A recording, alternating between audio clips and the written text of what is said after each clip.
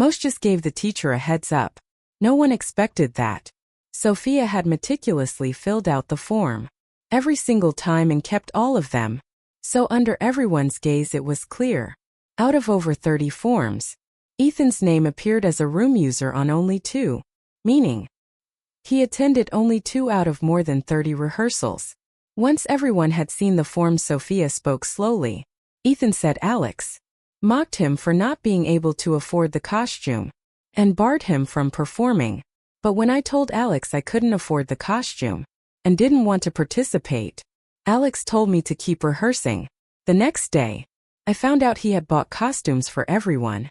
Ethan also said Alex bullied him because his father is a custodian and his mother is a janitor. But my father doesn't even have a proper job. My whole family survives on my grandmother's meager disability benefits. Sophia looked at me. If you bully the poor, why didn't you bully me? This self-exposing statement stunned everyone present.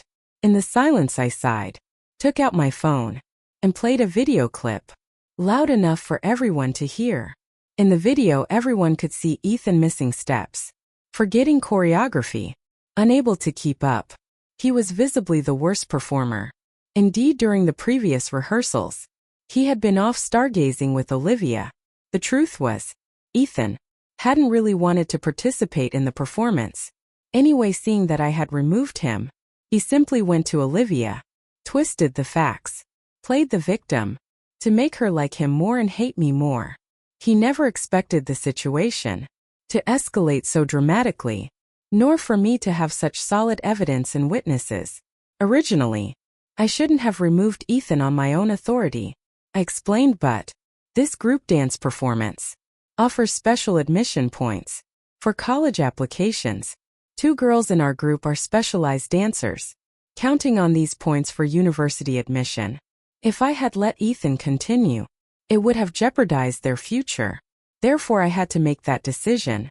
After the inquiry, public opinion about Ethan and me completely reversed. Classmates started saying he had a persecution complex and began avoiding him. Don't get too close to Ethan. If you have any conflict, he'll just claim you're picking on him because he's poor. Honestly, his family isn't that poor, right? Both parents have steady jobs. There are plenty of students here on financial aid, and you don't see them crying about being bullied. Some people just blame fate when they don't try hard enough. Surprisingly, Ethan remained quiet through all this. He stayed silent during the final review period, right up until the end of the college entrance exams, without causing any trouble. Sophia Van Temp, he's probably planning a counterattack, I smiled. It's fine if he can be patient, so can I. I could sense Ethan plotting something in the background. At home, Olivia's attitude towards me visibly worsened. Previously, her bullying at least avoided Mr. and Mrs. Hayes. Now during family dinner, she'd slam her bowl of chicken soup down, splashing hot oily broth onto my face. The nearby maid gasped and quickly brought me ice packs and burn cream. Throughout this, Mrs. Hayes kept her head down, eating her soup as if nothing happened. Mr. Hayes glanced up slightly and told Olivia, "Be more careful. Don't let people think our child has no manners." Mr. and Mrs. Hayes didn't care about me. To them, I was just an adopted son without emotional ties, brought home on a fortune teller's advice, like a lucky plant for good fortune. Last life, Ethan tried hard to cultivate a relationship with Mr. and Mrs. Hayes. It proved to be a completely wrong approach. When Mr. and Mrs.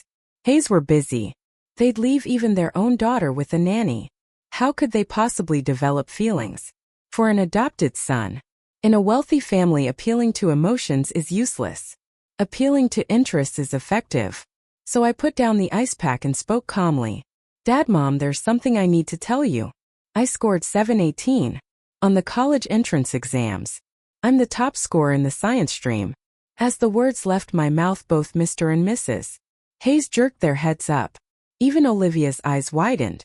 I picked up a piece of stir-fried kale with my chopsticks and ate it slowly. Then, meeting the astonished gazes of the 3 people at the table, I spoke lightly. "You always said studying was our own business, so I didn't plan on reporting my scores. But my teacher just called He said some reporters want to interview you about your parenting experience. I wanted to ask if you're available. In my past life, even while working part-time, my academic performance was excellent. This life learning the same material again, without the previous obstacles. My scores soared. Mr. and Mrs. Hayes looked at each other. They hadn't paid any attention to the college entrance exams before. Olivia had already been accepted to a university in Australia and was set to go abroad right after high school, skipping the exams.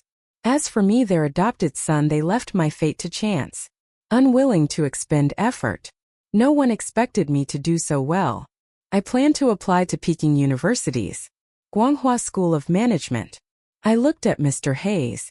I want to intern at Dad's corporate investment department starting freshman year. Mr. Hayes was silent for 2 seconds, then spoke, a smile already on his face. It's good that you have this ambition, Alex. Congratulations, Lisa. Bring the red wine from the trunk.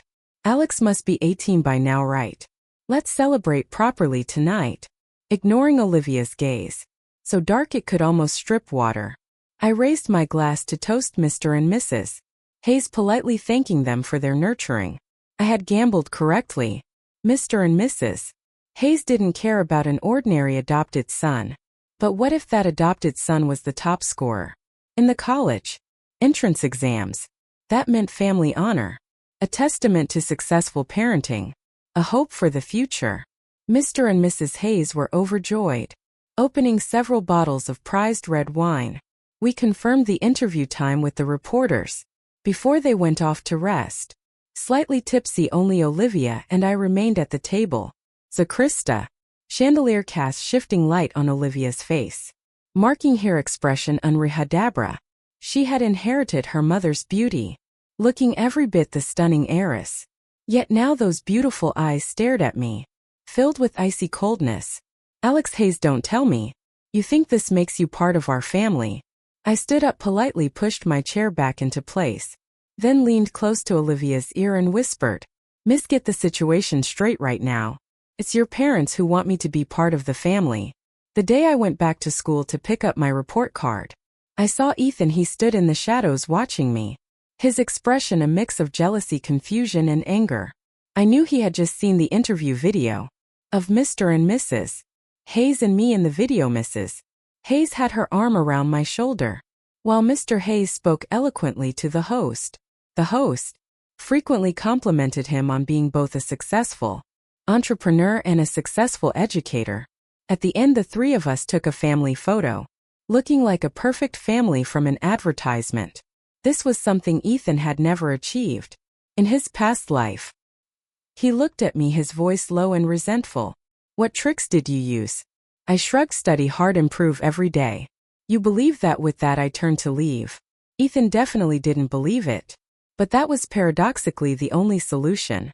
I heard Ethan murmur behind me, even if you get mom and dad's affection, it's useless. Zeph and Olivia Lovis-ism very well. The standard trope for the fairy tale hero is to be with the heroine, even against parental opposition, even against the whole world, right? I wished him luck. 10 minutes later, I encountered the fairy tale heroine herself. Olivia, trailed by her usual group of followers, cornered me in the hallway. By now, teachers and students had left. The school building was deserted. Even if I yelled for help, no one would hear. Looking up, my heart sank. Even the security cameras had been disabled beforehand. This was premeditated. Olivia stood before me, saying softly, Alex Hayes, time to wake up from your dream of climbing the social ladder. Today I'll show you what happens to hypocrites. Before her words faded, one of her followers lunged, grabbing my hair and slamming my head against the wall. With a thud, plaster dust rained down. Stars exploded before my eyes from the pain. But fueled by adrenaline, I kicked hard at the follower's groin. A sharp cry and he crumpled to the floor, his face contorted. Olivia's espresso. Just as she was about to order the others forward, I suddenly pulled a wine bottle from my backpack. Mr. Hayes had given it to me for an evening gathering with friends. Now his mess hit it against the wall. Right liqueur and glass shots flew avia, holding the jagged neck. I pointed the sharp edges at the dozen or so boys. Come on, I yelled. My hair was a mess caked with dirty plaster dust. Warm liquid streamed from my nose down to my chin blood. I didn't know how crazy I looked. But clearly the boys were intimidated. No Vanderat Apura. I wiped at the nosebleed with the back of my hand and grinned. Hypocrite Olivia. You've got enough. Fine, I'm the hypocrite. You're Zarathusthio's one. At least my hypocrisy involved donating money and helping people. What about our righteous messers? Who has benefited from your help? Avit be only your beloved poor boy. In the distance, Ethan bit his lip and tried to edge away. He didn't need to hide. I'd already seen him. Olivia was about to teach me a lesson on his behalf. How could he miss the show? The blood kept flowing, impossible to wipe clean. So I ignored it, looking at Olivia. Then at the dozen boys behind her I smiled calmly. Olivia, you brought all these people, made such a scene. You better make sure I don't walk out of here alive today, because if you don't, my smile van is hit. If you walk out of here alive. Olivia's face pallid slightly. As Ethan once said, Mr. Hayes was an honorary board member. The Hayes family was powerful. Olivia could bully classmates at school. And as long as it didn't blow up, teachers often turned a blind eye. But murder at school.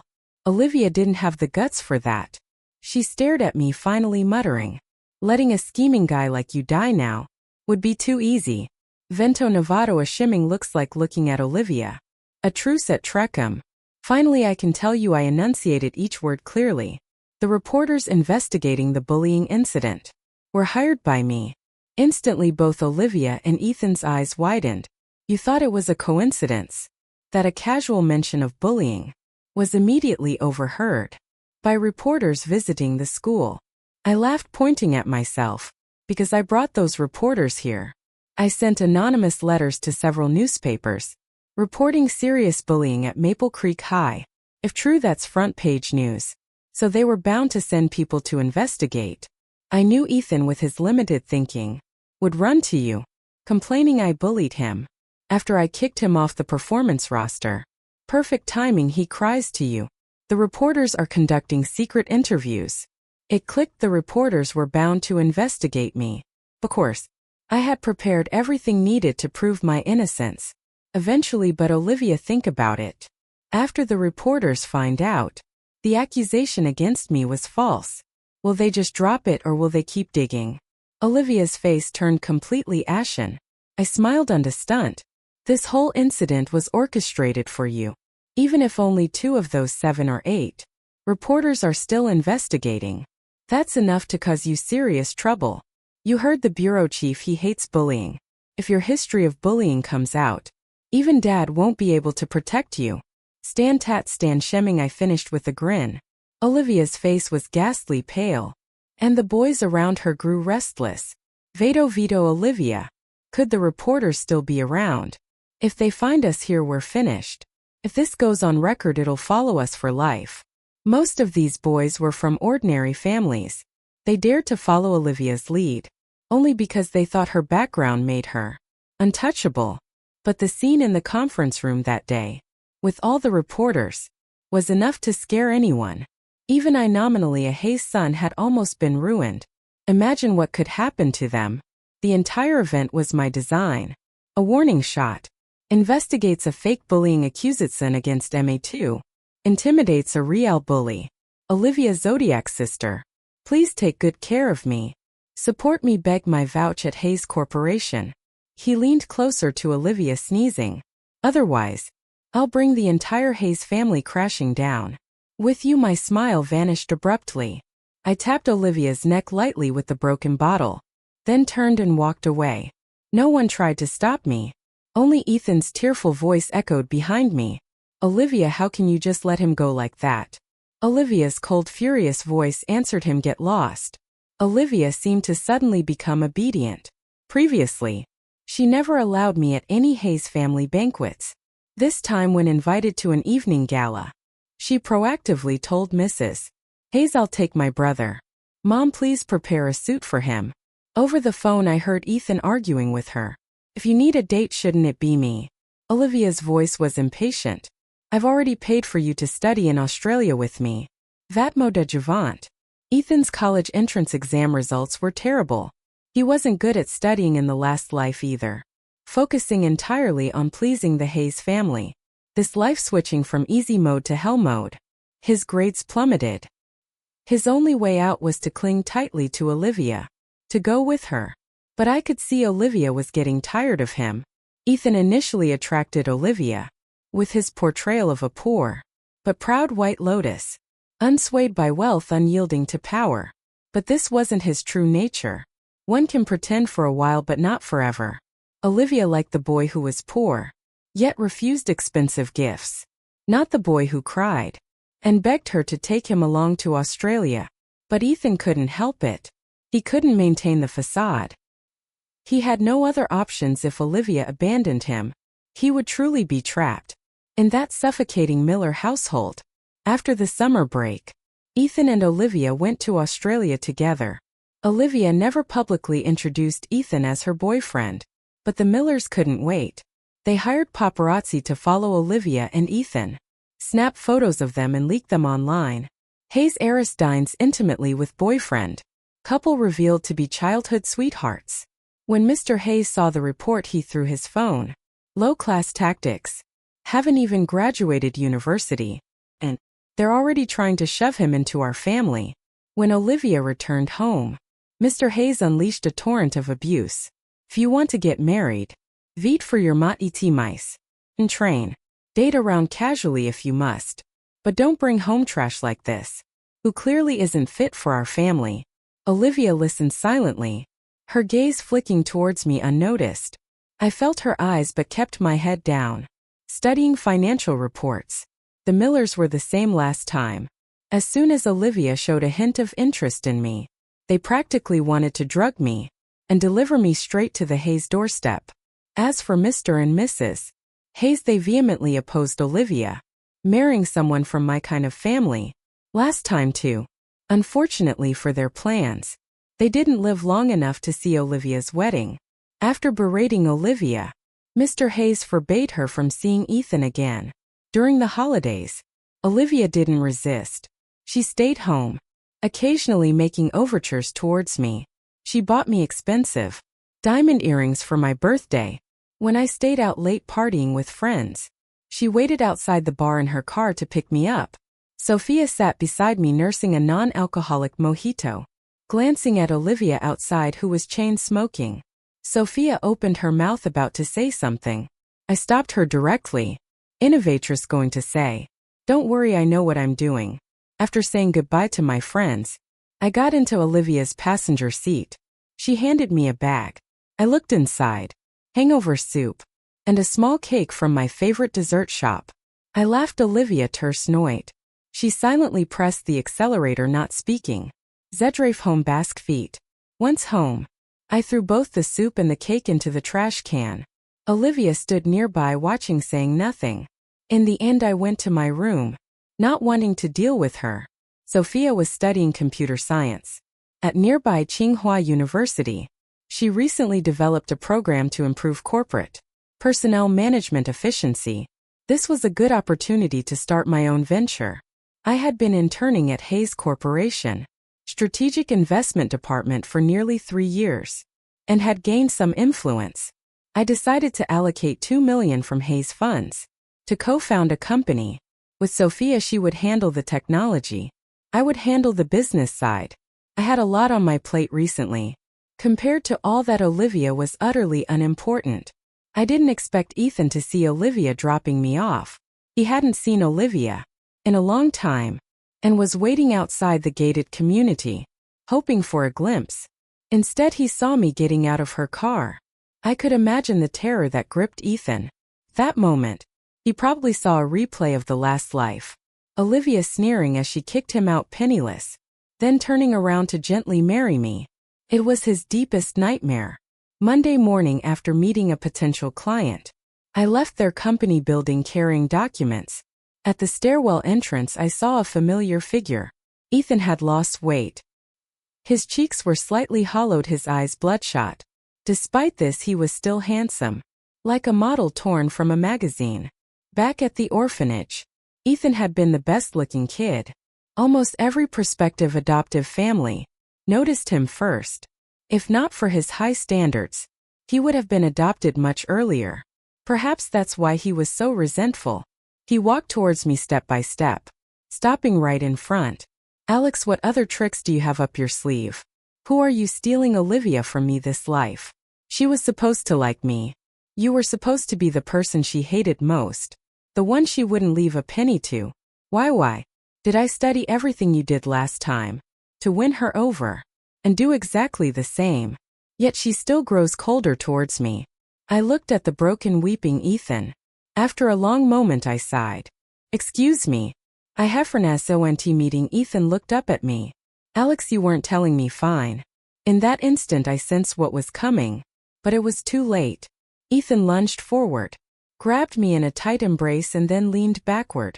We tumbled down the stairs together with a loud crash. Ethan and I landed in a heap at the bottom. My head likely hit the railing. Darkness swam before my eyes. Excruciating pain shot through my knee. I couldn't even tell which leg could move. In Zaditsi and Chow's, I heard the sounds of Salon out. Olivia straining. I lifted my head and vaguely saw the person standing before us. Olivia blue from Bennett Eaton's clots. He sobbed. Olivia, it was your brother. He pushed me. Olivia's face was livid. After a long pause she bent down and helped me up. Eaton's eyes flew open. He stared at Olivia in disbelief, calling out plaintively, Olivia. Olivia spoke coldly. Ethan began to tremble violently. This was his nightmare. In the last life, Olivia often said those exact words to him. This life, different choices, different path. Why was the ending still the same? Ethan seemed to snap, screaming, why? Ekosarite imad azarite kvasa, why? Why is the result the same no matter what I choose? I didn't hear the rest. Zadisons from blew to my head in 10 feet. The world gradually faded to black. The faint smell of disinfectant filled the hospital room. I opened my eyes. Olivia Zap Bisbit. She spoke softly. He probably planned to frame you. But I arrived early and heard your whole conversation. Alex, just focus on recovering. Don't worry about uniting Elsa. Also Ethan and I. We haven't been in much contact lately. My legs still throbbed. My head still ached. But I interrupted Olivia curtly. Excuse me, are you explaining yourself to me? Olivia paused, taken aback. If Mom and Dad hold you accountable for this, you'll naturally have to explain to them. But I don't see how this concerns me. Olivia hesitated for a long time, then said quietly, I want to break up with him. An awkward silence followed. That concerns me even less. Olivia looked up at me anxiously. Alex, do you really not understand what I mean? I looked quietly into Olivia's eyes. Her gaze grew increasingly expectant, just as her hope reached its peak. I laughed. Of course I understand. Olivia, you're a champion of debasing yourself. The light instantly drained from Olivia's eyes. She was silent for a long time before whispering, I know I've done many things, but I'm willing to spend the rest of my life trying to earn your forgiveness. When you first came to our house I really hated you, but I don't know why. Later I couldn't help but notice you more and more. When you threatened me in the school hallway, saying you dragged the whole family down with you, I wasn't even angry. Instead, I realized you were completely different from what I imagined. Strong, brave, full of vibrant life. Zv a lick. After her soft confession, Olivia lowered her head, murmuring, lately I keep having this dream. I dream I'm getting married, and Zagu miss you. In the dream I'm holding your hand and saying, from now on what's mine is yours. Alex, we could be very happy. I smiled slightly. Yes, Olivia, we could be very happy. How about this? You go drink the water from that toilet, and then I'll consider it, okay? Olivia left. She said she knew I couldn't forgive her immediately, but she was willing to wait. After Olivia exited the room, Sophia, who had been waiting outside, came to my side. Iglan sat here. You heard AZ. I heard so. Vate Juventus a to me. Now I want to ask, if that client's interest level this morning is genuinely over 50%, and when we can finalize the contract, heartless, shouldn't you at least ask when I'm getting discharged? I already asked the doctor outside. He said the day after tomorrow. I've adjusted the work schedule accordingly. The next roadshow is tentatively scheduled for the day after that. Not even letting me rest a few extra days. No, I know what's most important to you. Spoken like my true business partner. I was very satisfied with such an excellent partner. How could I not achieve great wealth? After the roadshow, I took a day off to visit Ethan in the hospital. He lay listlessly in bed, his face gaunt. Olivia had already broken up with him during his hospital stay. His adoptive parents, the Millers, hadn't visited once. The only visitors he received were unexpected ones. The orphanage director and a few friends, who were also orphans. Alex paid for our travel expenses, the director said. He's been donating money to us all these years. Thanks to him, little Duo and Lily's conditions have improved a lot. Ethan stared stunned. Most children in the orphanage never found adoptive families. They were abandoned due to physical disabilities, intellectual impairments, or terminal illnesses. Compared to them, Ethan and I, healthy and good-looking, were among the lucky few. The director used to tell us we were one big family, all the children brothers and sisters. But after leaving the orphanage, Ethan never thought about his brothers and sisters. Again, conversely, even in my past life, I frequently returned to volunteer. This life, after joining the Hayes family, I made substantial donations, funding medical treatments, and finding opportunities for disabled children. Watching these children hesitantly discuss brother Alex in front of him, Ethan suddenly burst into tears. He cried for a long time, so long that the director and the children said their goodbyes, and I arrived at his bedside without him noticing. I waited calmly for him to finish crying. After a while, Ethan covered his face with his hands and mumbled, "Do you hate me very much?" Before I could answer, Ethan rushed on, "I hate you too. Was Raymond a better life? What did I do wrong?" I thought for a moment. "Noting wrong, you just used the wrong method." Ethan looked up. "Are you saying I'm not as kind, as innocent, as loving as you?" Shook my head no. "Ethan, your biggest mistake in both lives was always trying to get a piece of someone else's cake. But why should they give you their cake? And even if they did, how would you know it wasn't poisoned? The right way is to bake your own cake," Ethan cried out. "What right do you have to talk? Don't you want a share of Sahir's family fortune? Yourself?" You shook my head. "I don't. The $2 million I took from Hayes Corporation was repaid with interest after Sophia's, and my company turned profitable. As for the clothes and jewelry Mrs. Hayes gave me, I kept the valuable items locked in a safe, with a detailed inventory list. I hope to completely sever ties with the Hayes family in the future." Zirazong Vasimpi. Hayes Corporation built its fortune on real estate over the past 30 years. Acquiring land and constructing buildings involved incidents, deaths, and countless shady dealings. Mr. Hayes had the means to suppress these things for now, but they couldn't stay hidden forever. Taking that blood-stained, dirty money would inevitably lead to trouble. When the time came, everyone associated with Hayes Corporation would face prison. Ethan couldn't comprehend this, just stared blankly at me. After a long pause, he whispered, "2 lifetimes I lost to you both times. This was why I came." There was something I had to say to Ethan. "Ethan, for 2 lifetimes you've chased after me, acting like I'm your greatest enemy. But let me ask you, in both these lives, was I really the one who ruined you?" It was as if lightning struck Ethan. He trembled violently and broke down, sobbing uncontrollably.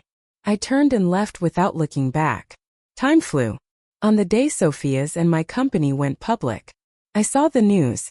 At the entrance of the Hayes Corporation building, Ethan had stabbed Olivia with a knife. Sophia beside me also saw the headline. According to the report, Ethan had been apprehended by police, and Olivia was undergoing emergency surgery. Her condition critical. Sophia glanced once, then looked away. I deliberately teased her. "Aren't you going to ask if I'm worried about Olivia?" She replied, "You're not worried. But she ended up loving me, didn't she?" Sophia remained expressionless. "Alex Hayes, in this life, I'd rather see you accept money from loan sharks than accept love from rotten people." Also, let me see your speech for the press conference later. I think you have 6 problematic pauses. Okay, Sophia.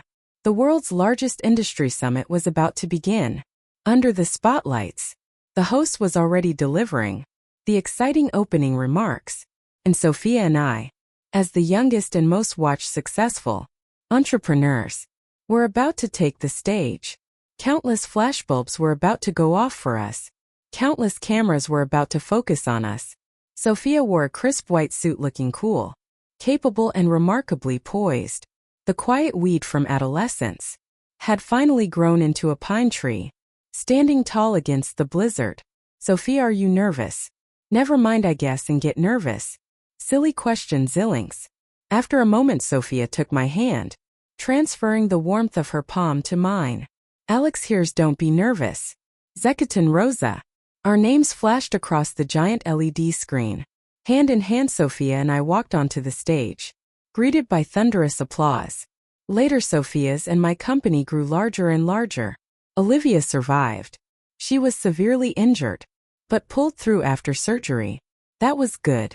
Someone needed to live, to pay for the sins committed by Hayes Corporation. Ethan went to prison. He wrote letters to me from there, saying that if he ever got out, he hoped to return to the orphanage and volunteer, caring for the children. He said he wanted to spend the rest of his life atoning for what he did to me. At the end of his letters, he called me brother. My feelings were complicated. Many children from the orphanage gathered around me. Braz, Alex, what are you looking at? I shook my head, nothing. Today, Sophia and I came to the orphanage together to meet with the director. We would establish a charitable foundation in our company's name to help children who weren't adopted, and also provide support for adopted children facing difficulties. The sun shone brightly. It was a beautiful day. We had finally stepped into the future we hoped for.